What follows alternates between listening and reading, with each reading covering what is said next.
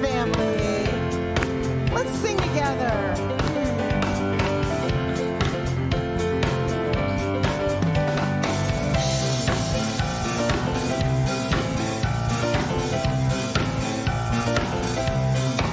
I cannot do all the good that the world needs, but the world needs all the good that I can do. Yeah. Woo! I cannot do all the good that the world needs, but the world needs all the good that I can do. We're gonna sing those same words, but with an extra funky jam. Here we go. Woo! I cannot do all the good that the world needs, but the world needs all the good I can do. I cannot do all the good that the world needs, but the world needs all the good I can do. I cannot do all the good that the world needs, but the world needs all the good that I can do. Sing that one more time together. Man, you look good today. Woo! I cannot do all the good that the world needs, but the world needs all the good that I can do.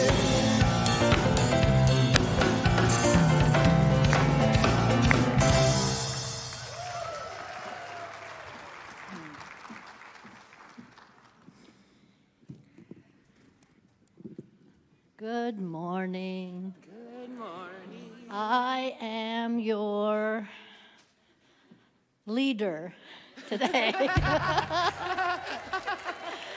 Take me to your leader. I'm so glad all of you are here today to celebrate the beauty of this day and also to celebrate being part of this wonderful community we call Mile High Church. I have the honor today of being able to light the memorial candle in honor of a friend of mine who we lost, Sandy Lynn Wooldridge, and I think is her family back there. They usually sit. I see Frosty back here. She was part of my practitioner class, and many, at least at 8 o'clock, I saw many of the folks who were in my class. And certainly I want to say this about her. She lived out loud. She knew how to live out loud. So I want to read you, before I light this candle, a quote from Mary Oliver. It's a poem she wrote called The Summer Day, and this is how it ends. Doesn't everything die at last and too soon? Tell me, what is it you plan to do with your one wild and precious life? Sandy's memorial will be this Saturday at 10 o'clock in the Vote.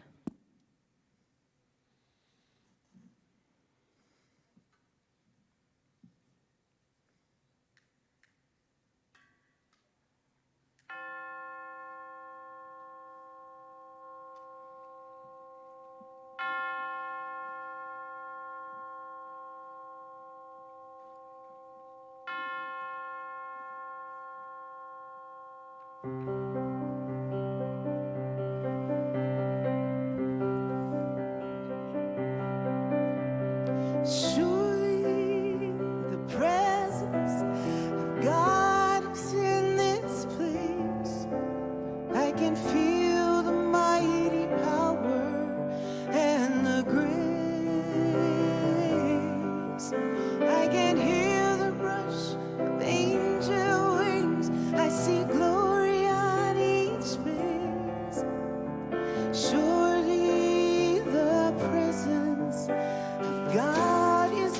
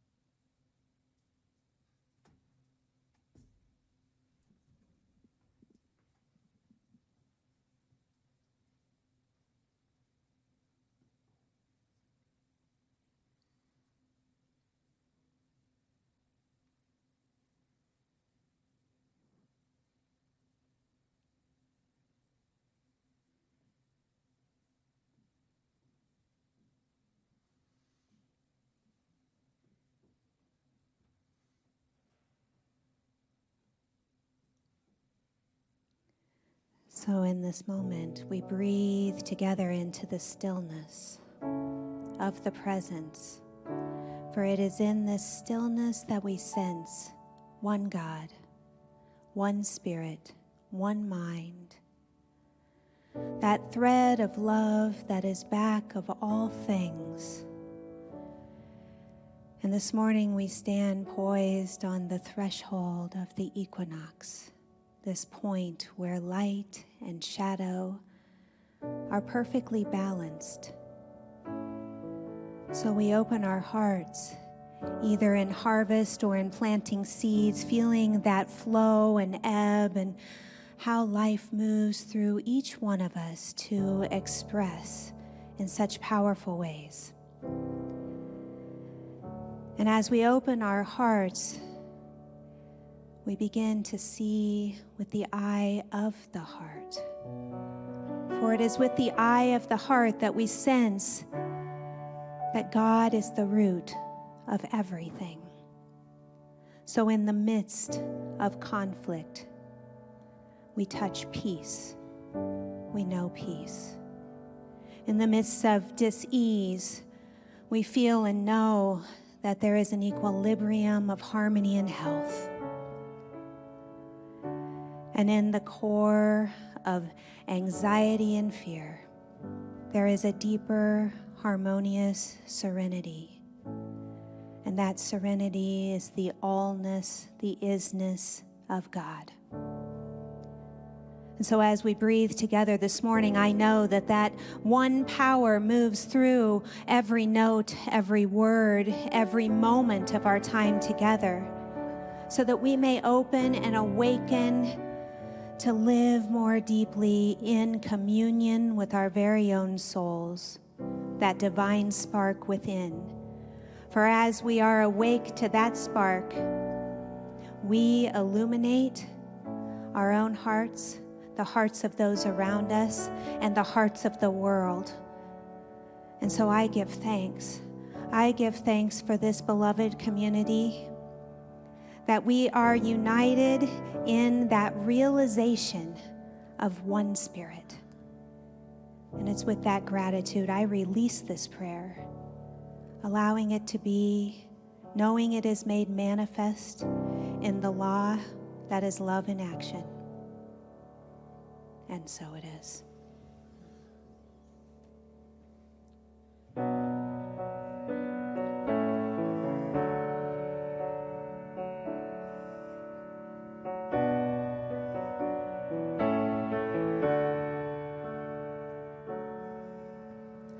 This is the sound of one voice, one Spirit, one voice. The sound of one who makes a choice. This is the sound of one voice. This is the sound of one voice.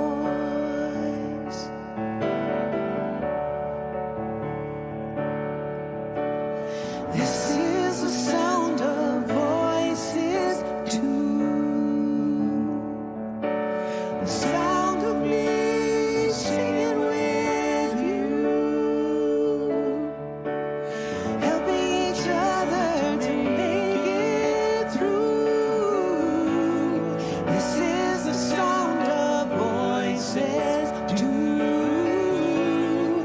This is the sound of voices too.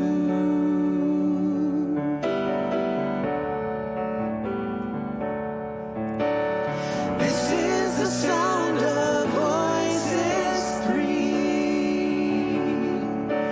singing together in harmony, surrendering to the mystery. This is the sound of voices three. This is the sound of voices three.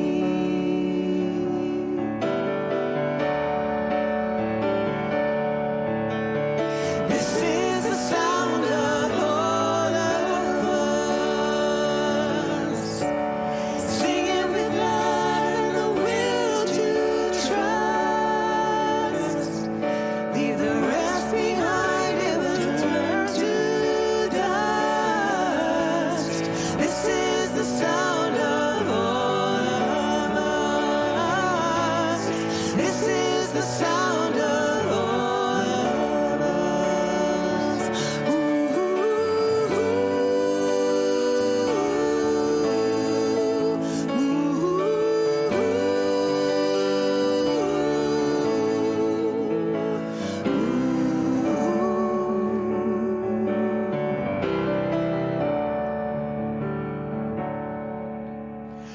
This is the sound of one voice.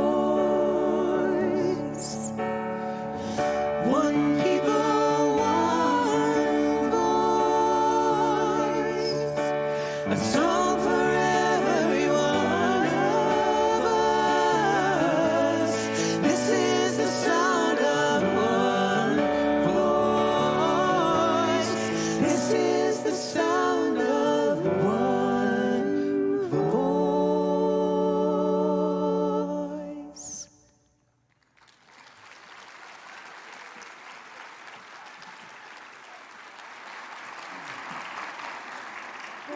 Our words of inspiration in support of the message today come from Mirabai Starr. Reclaim your wild creativity. I know it's dangerous when you allow yourself to be a conduit for Shakti, primordial cosmic energy. She enters like light, and everything becomes illuminated.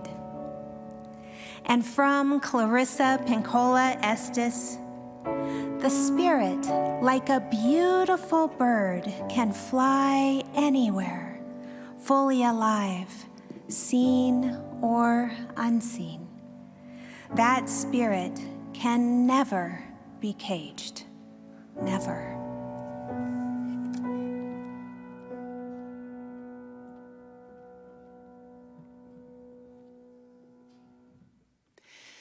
Because you never know where life is gonna take you, and you can't change where you've been.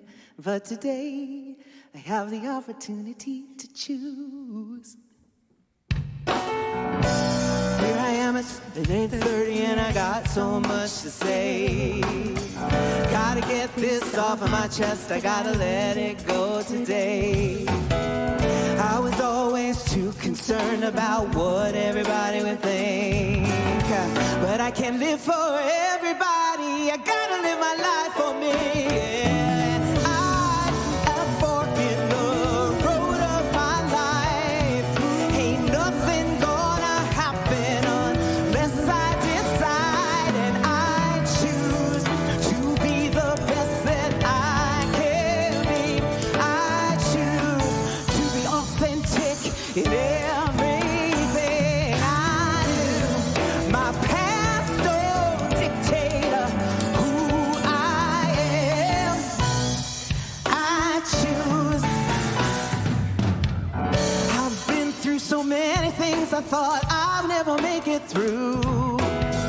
Wrapped up in shame from the top of my head to the soles of my shoes.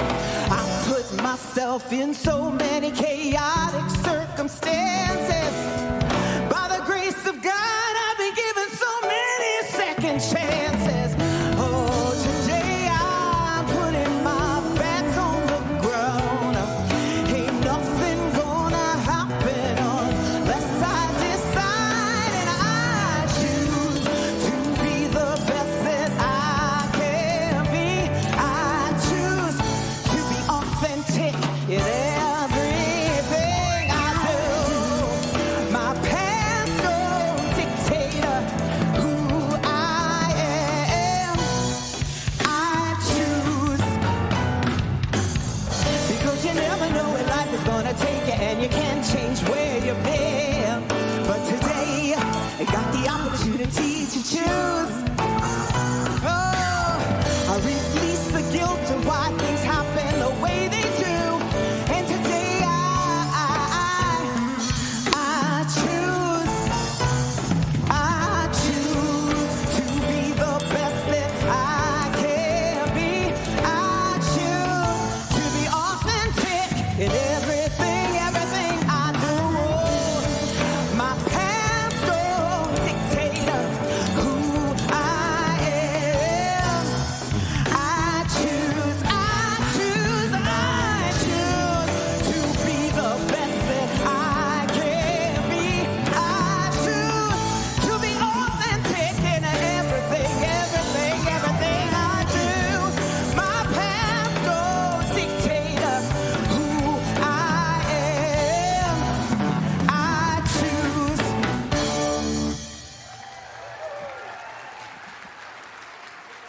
Thank you, Laura, Stephanie, the wonderful Mile High Band. And you see, I don't even have to talk now because that's my whole message. I choose, even though the title is different. It's interesting, things that happen to you as you're getting ready to speak and surprise you, and you say, okay, there's a reason for this, so let's move on. And you'd have no idea what I'm talking about, and I'm saying that for me as I start this talk. Our theme today is Living Out Loud, Souls on the Loose, and I have to tell you, I love this topic because it's bold. It's rowdy. Don't you love rowdy topics? All right, because what I want to do is I want to arouse in you your willingness to look at yourself and your life and say, am I living out loud? Now, I want to give you a little caveat here, and that is living out loud is not about volume or noise. So I know we can get a little confused because you hear this topic and you say, you get certain ideas in your mind, but this topic has nothing to do with volume or noise. It's talking about the fact that we've got to learn how to find that place within us that really knows what we want to do with our life and what we're intended to do with our life here. You know, we talk about purpose a lot. Well, if you can find what is calling you, you're going to know how to move through this life. George Bernard Shaw once wrote that life is a splendid torch. He wanted to make it burn as brightly as possible before handing it to future generations.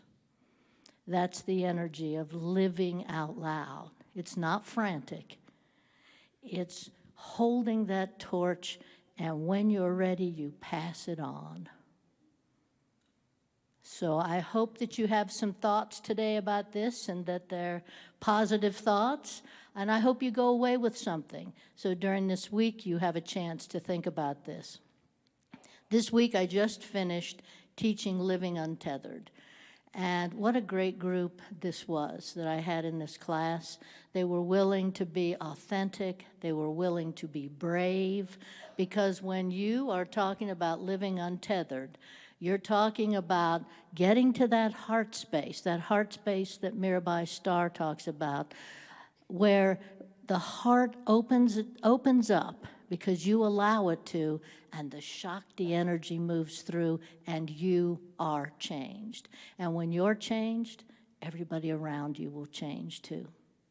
So hopefully, again, as I said, something will come to you through this talk. And I want to say now that one of the reasons I chose this topic was I recently read a book called Hungry Hearts, and we have some copies in our Works of Heart store. And it's a collection of essays by a variety of people who faced heartbreak, fear, and uncertainty, and still made a choice to live out loud. And one of the first, in fact, the first person who writes in this is Sue Monk Kidd. And many of you may know Sue. She wrote The Secret Life of Bees. That was probably the first book she wrote. And when she came to writing, it was kind of interesting because she had been a nurse, a very successful nurse, and she was pretty happy with it. But she was reading one day, and she read a quote from Emile Zola. And it said, "If you ask me what I came to do in this world, I am an artist. And I will answer you, I am here to live out loud." And Sue kind of pondered that quote and kind of made it work for her. And she wrote, "If you ask me what I came to do in this world, I, a woman, will answer you, I am here to live out loud." And I love it because even though she claimed it as a woman, I ask you to claim that for yourself. You came into this world to live out loud. Say that out loud. I came into this world to live out loud. So stop hiding. Stop living small. You know, we have a tendency to do that. We have a tendency to pull back because that's what happens when we don't live out loud. We try to conform. We try to make ourselves fit whatever it is somebody else wants us to do, instead of understanding that your purpose in life is to let the divine drive you. And if that happens, you will live out loud. This is Women's History Month. Yes? All right, so I have some women who really knew how to live out loud. And the first one I want to share with you is Harriet Tubman. She certainly wasn't the first woman that lived out loud, because generations before her, women were living out loud. But she's remarkable in that she escaped from being enslaved, and then she went back in. Her purpose in life, her call in life said, I want to make sure other people are out of slavery. So what she did, she was one of the main conductors of the Underground Railroad. Imagine, folks. Imagine doing that. Imagine risking yourself once on your own behalf and once on the behalf of other people. The next one is my, let's see, oh no, that's right. The next one is a group, and it's the suffragettes. Yay, suffragettes. The suffragettes had the courage to stand up and say, women have rights. That took courage, a lot of courage. And so now we're the beneficiaries of the right to vote. In the more modern era of thinking of women who knew how to live out loud, we have Maya Angelou. If you have not read her memoir, which starts, I Know Why the Caged Bird Sings, that's the first one. I read it many years ago when it first came out. And P.S., I am a big reader, so. But it is a wonderful memoir of her life, but also what she did. She redefined American literature by writing the way she did. And she said, there is no greater agony than bearing an untold story within you. You want to hear that again? There is no greater agony than bearing an untold story within you. Make you a little uncomfortable with that untold story within you? And the last woman that I want to kind of emphasize here is Jane Goodall. She was quite the woman. There's a great podcast on being, and just before she transitioned, she did an interview with Krista on this podcast, and it was fascinating to realize how she started out her life. 4 or 5 years old, they were living on a farm, and she wanted to understand how eggs came out of chickens. 4 or 5 years old, you know, that's their curiosity. And so she would watch and nothing would happen. So at 4 or 5 years old, she learned something very important, and that was to quietly go into the hen house and sit. And she sat there. The hens came in and laid their eggs.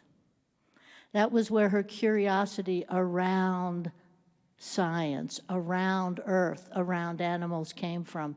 At 26 years old, she had no scientific degree, and she took a trip to Tanzania, and she spent time with the chimpanzees. And you know what's so interesting to me is, you remember that story about her sitting in the hen house?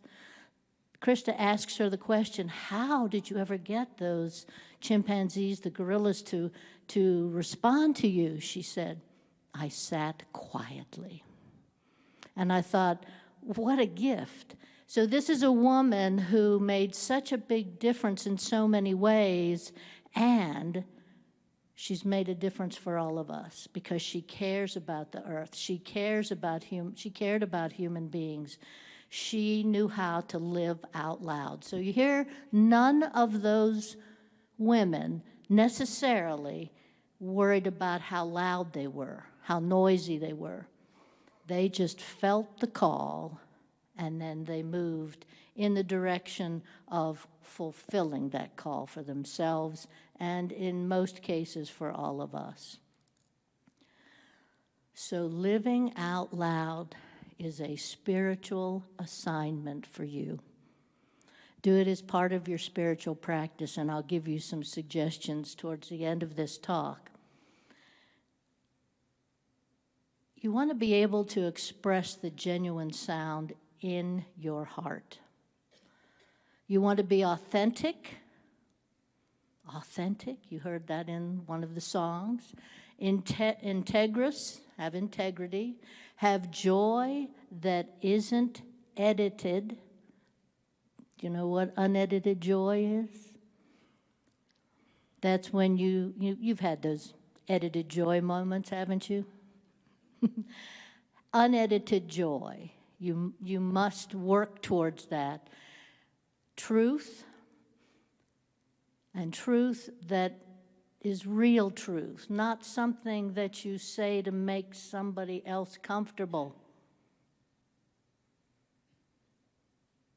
And it's the willingness to say, this is who I am.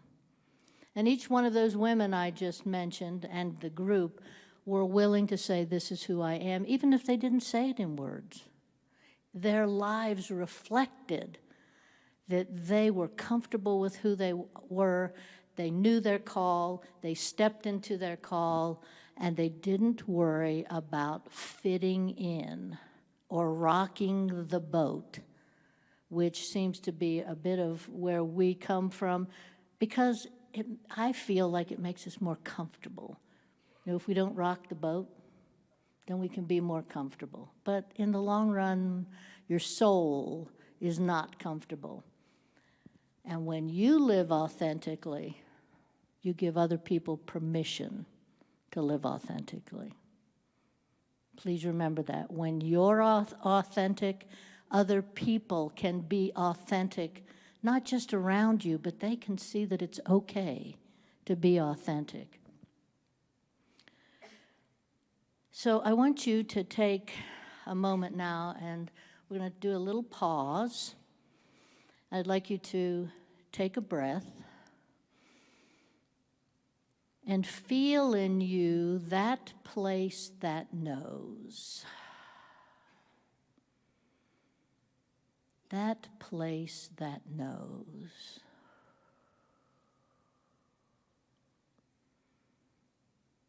And it's the same place that has always known. And I'm going to give you a suggestion of a little meditation, and it was part of our Living Untethered, where you breathe in and out for 1, and you do that 25 times, because you see your breath will always bring you back to your center, back to your heart, that place where the truth resides. Our minds are beautiful, wonderful, wonderful things, and they can create some really whoppers of stories. So we always want to try to get back into our heart. The second point is the call that won't leave you alone. And I will tell you that is the truth, and I'm going to tell you my story in a little bit. I assume some of you have had the call to something, and you tried to ignore it. Did it go away? I doubt it. If you think it did, I think you're kidding yourself. It does not go away. You know, that sound in your mind, that sound in your heart speaks because it has to. It has no choice. That's what you're called to do. You are not called to say, yeah, that's good for Joe over here, but not so good for me.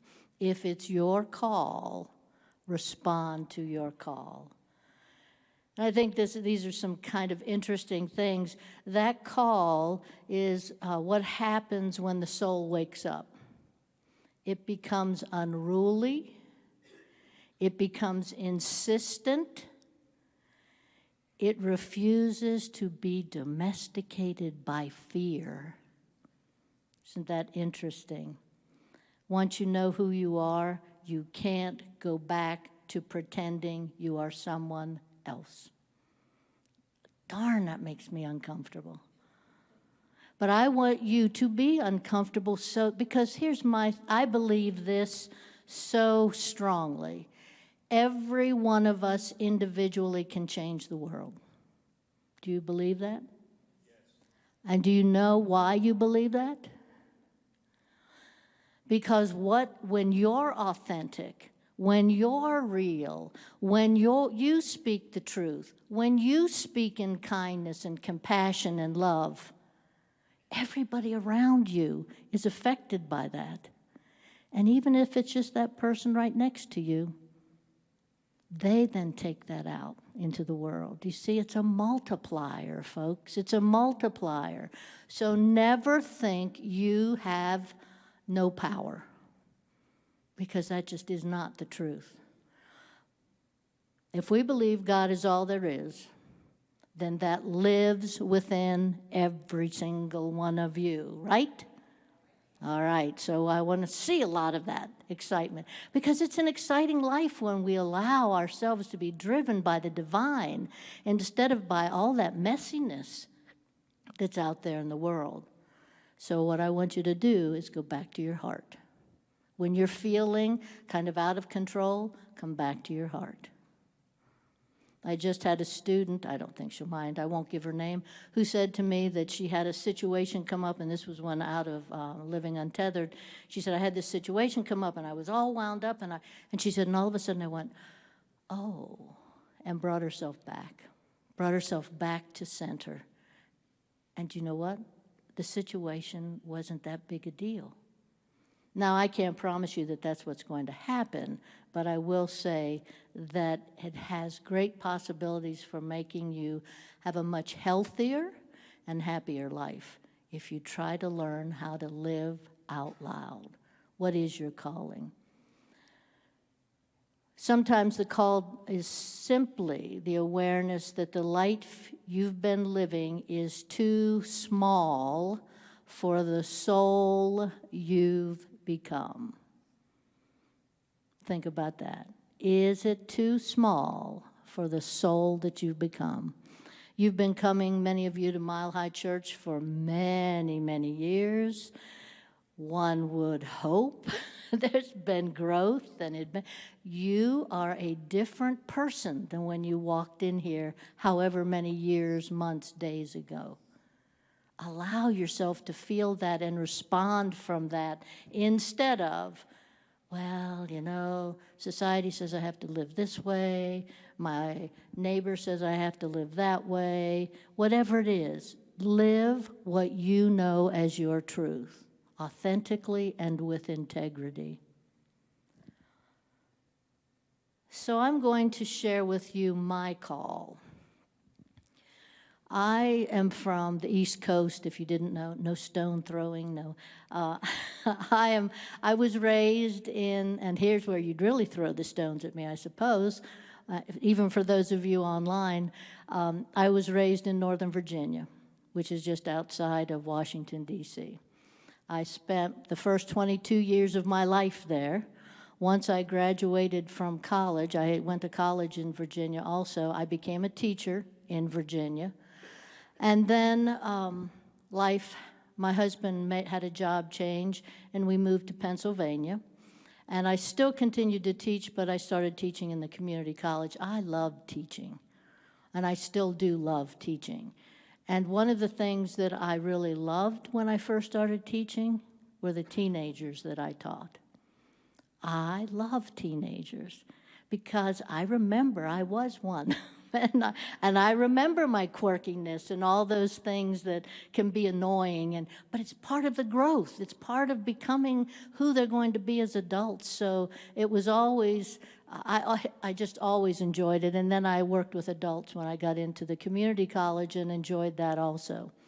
But in our time in Pennsylvania, I got very involved in the Lutheran church that was there in the town, just north of Pittsburgh. And I was teaching the youth. I was teaching the young adults. I worked with the volunteers. Sound familiar? I mean, I did a lot of things in that church, and then I was elected as the very first elder, female elder of that church. That was something. It was a very patriarchal system. And so here I am, the first female. And I believe that the reason I got elected is I loved the people.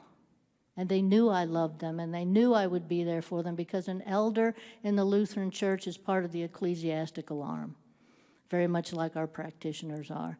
So that I did hospital visits. I would meet with congregants.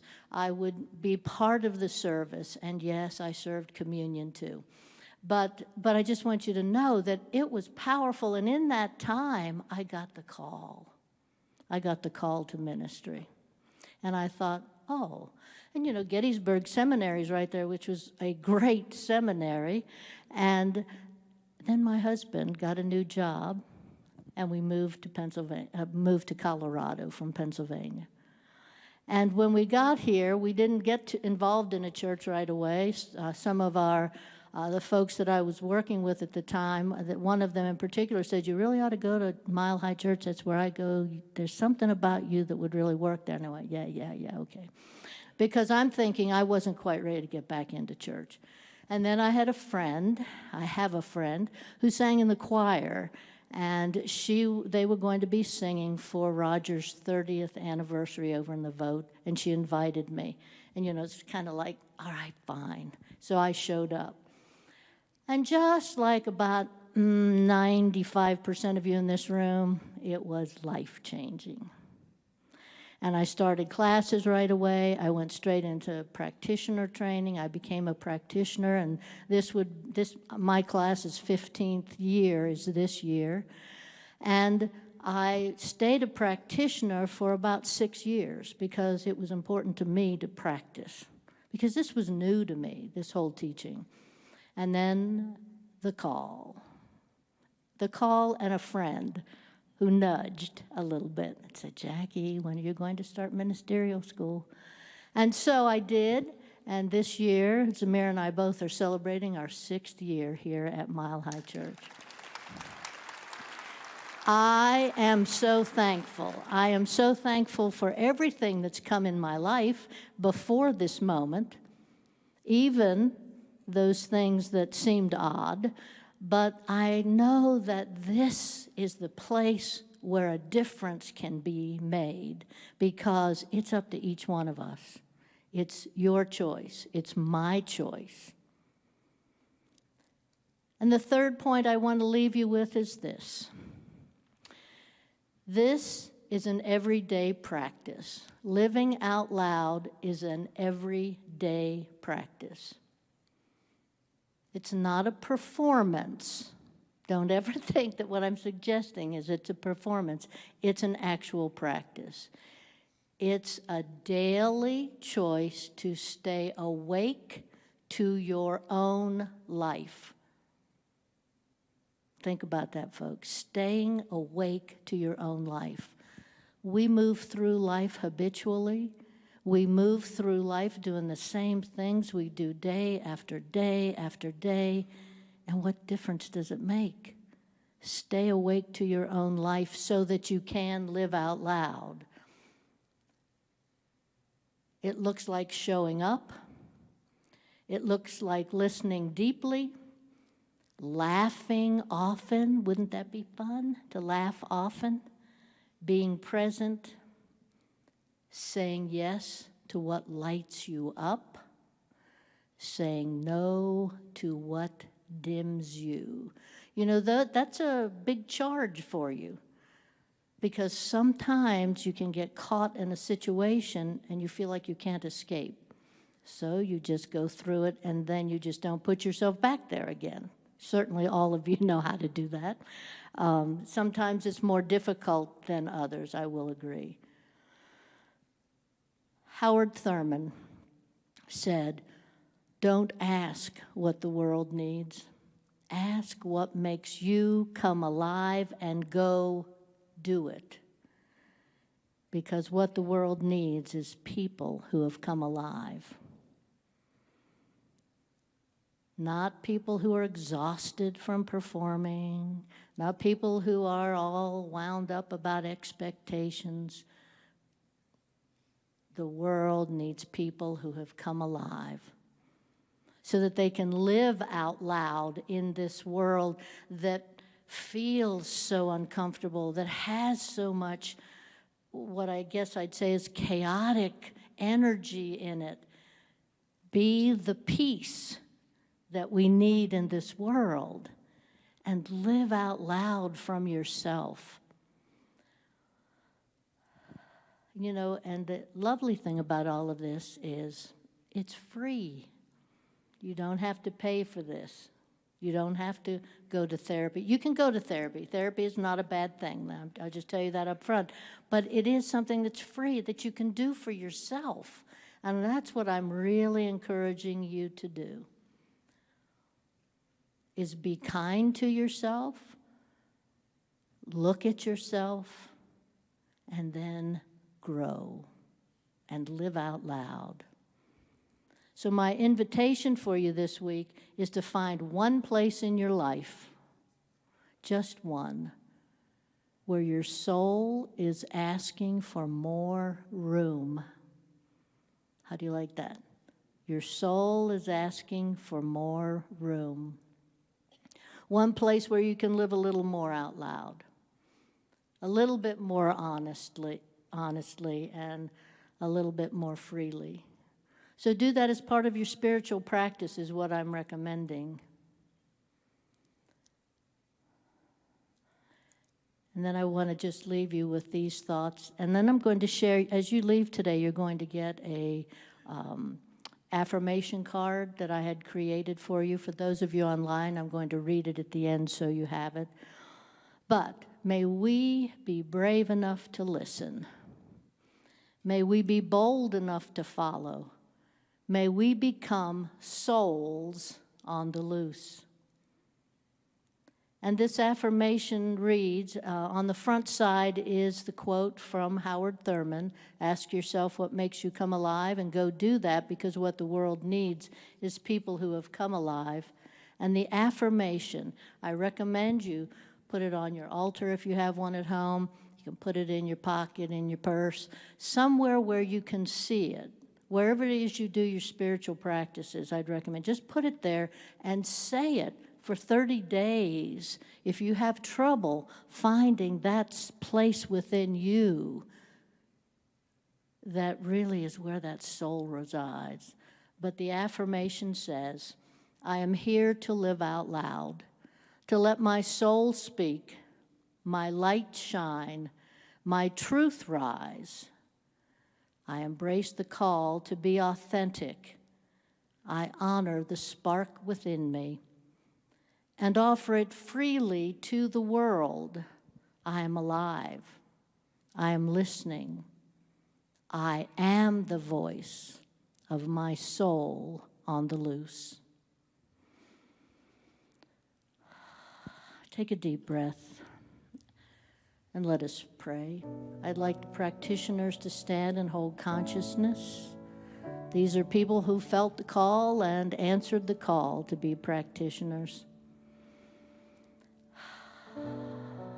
And after the service is over, I invite you to come down front and meet with any of these practitioners who are more than happy to pray with you about whatever's going on in your life.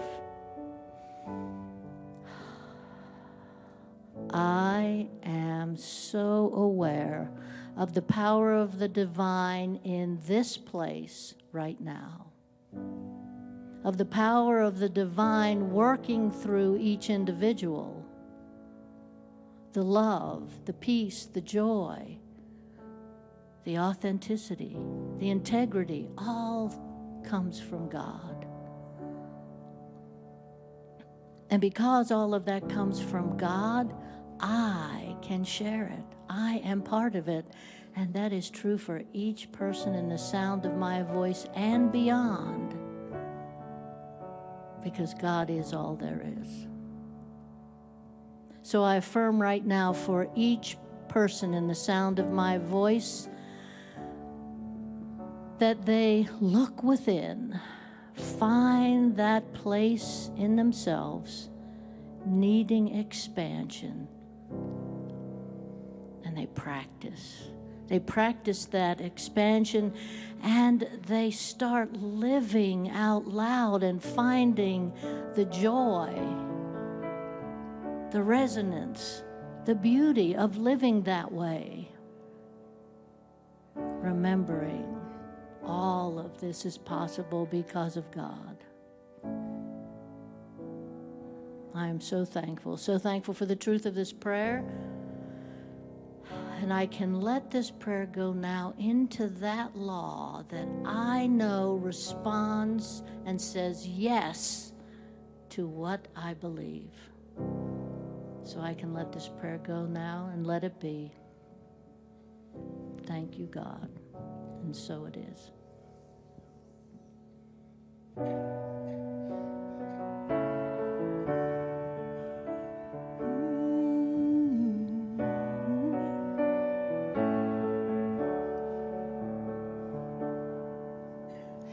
This is the sound of one voice, one spirit, one voice.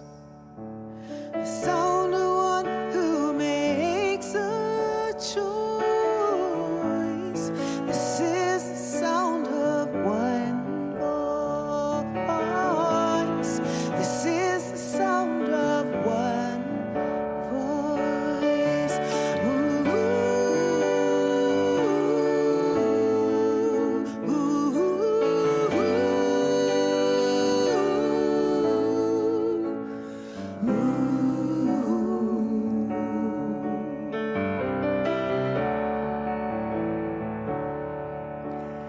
This is the sound of one voice, one people, one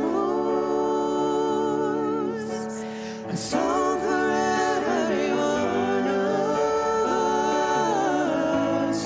This is the sound of one voice. This is the sound of one voice.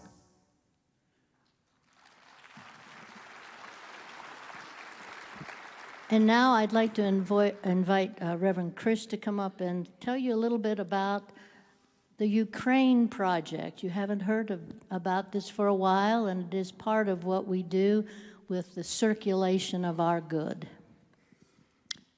So I'm here today to thank you all, because you are, all of you, the voice that is supporting some work in Ukraine. Some of you know, in the Giving Tree last December, we collected about $900, which we were able to send to the Ukraine to support Toys for Children there.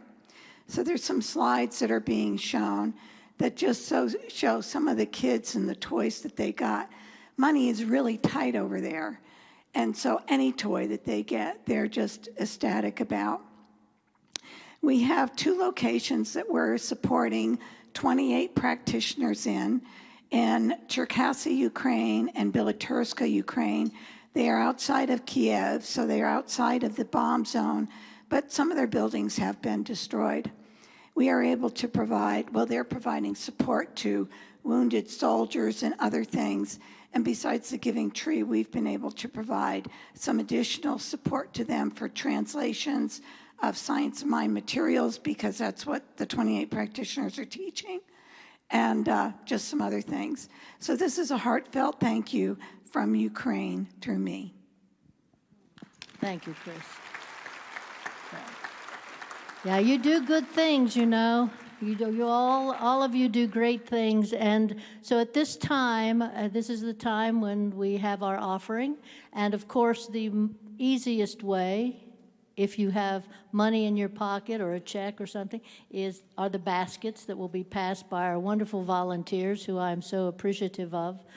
And if not, we have so many different ways you can give, and they come across online. You can also stop by our guest services counters, and they'll take care of you also. So now let's say our offering affirmation.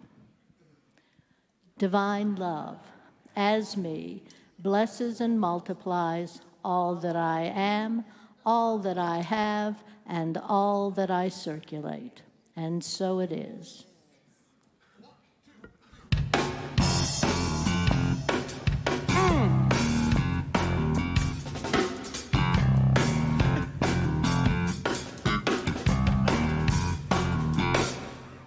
Now there was a time when we used to say that behind every great man to be a great woman. Oh, these times have changed.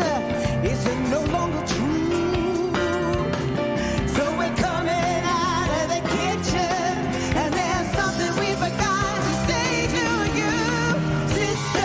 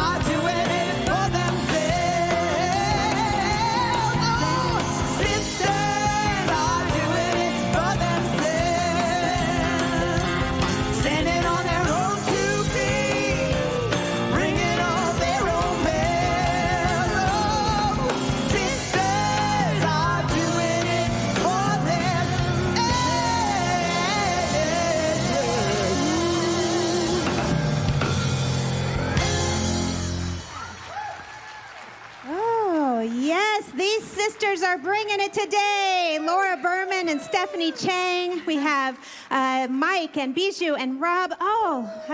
And whoa, our souls are alive and on fire. Thank you, Jackie.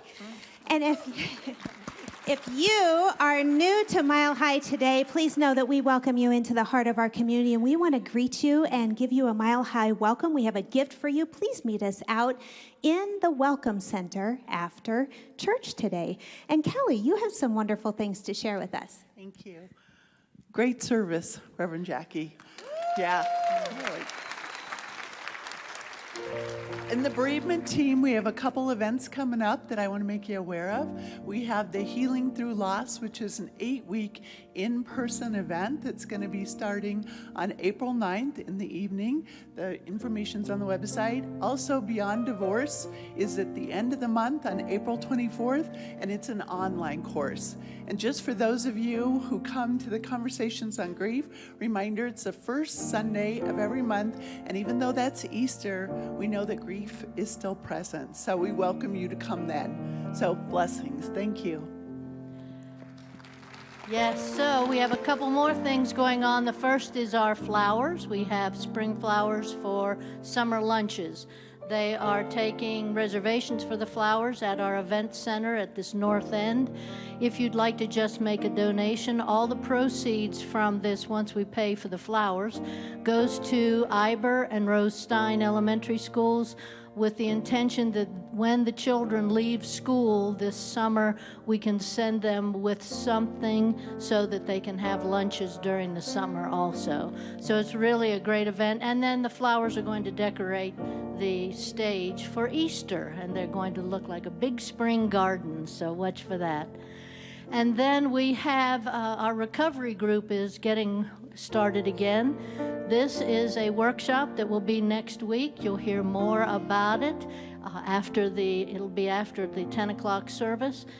So please, if you're interested in that, make room in your calendars for that.